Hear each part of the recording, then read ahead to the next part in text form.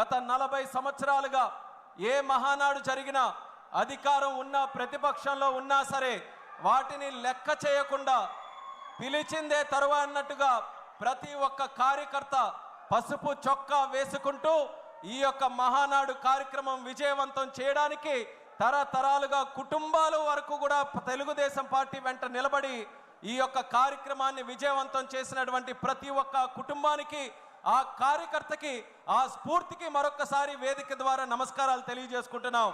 అలాగే గత 12 సంవత్సరాలుగా నేను చూస్తున్నటువంటి మహానాడుల్లో కూడా అతి ముఖ్యమైనటువంటి కార్యక్రమంగా ఎంతో ఆసక్తిగా ఎదురు చూసే కార్యక్రమం ప్రతిపక్షంలో ఉన్నప్పుడు 2022లో ఒంగోలులో ఒక కార్యక్రమం చేస్తే ఆ మహానాడు ద్వారా కార్యకర్తలందరికీ కూడా ధైర్యం నింపి పంపించినటువంటిది మన మహానాడు కార్యక్రమం। 2023లో రాజమండ్రిలో మనం మహానాడు కార్యక్రమం పెడితే యుద్ధానికి మేమందరం కూడా సంసిద్ధంగా ఉన్నామని నినాదంతో ముందుకెళ్ళినటువంటిది రాజమండ్రిలో మహానాడు కార్యక్రమం।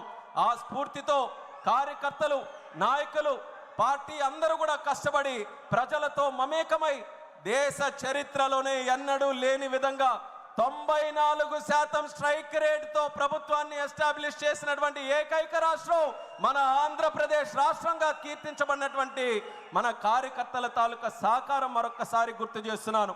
కడపలో మొట్టమొదటి మహానాడుగా కడప గడపకు పసుపు తోరణం కట్టి ఈరోజు ఎంతో వైభవంగా ఈ యొక్క కార్యక్రమాన్ని ముందుకు నడిపిస్తున్నాం।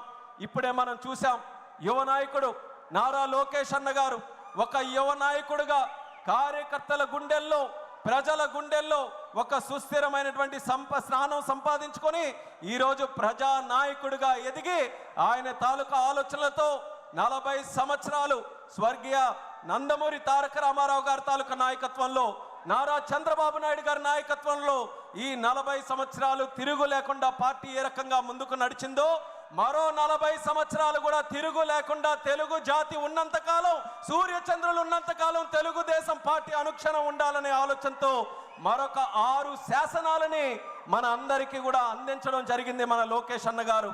ఆ యొక్క శాసనాలని తీర్మాన రూపంలో ప్రవేశపెట్టి ప్రతి ఒక్క కార్యకర్తకి కూడా ఒక దశ నిర్దేశం చేసే విధంగా ఈ యొక్క మహానాడులో ఈ 6 తీర్మానాలు కూడా ముందుకు నడిపిస్తున్నాం।